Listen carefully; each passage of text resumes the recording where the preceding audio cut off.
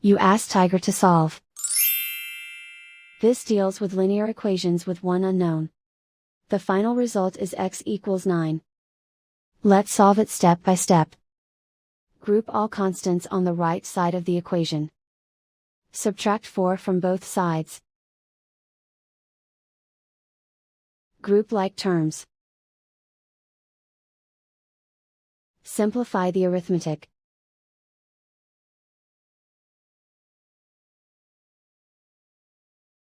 Isolate the x. Divide both sides by 2.1.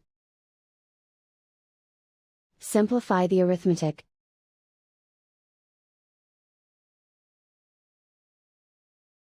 And so the final result is x equals 9.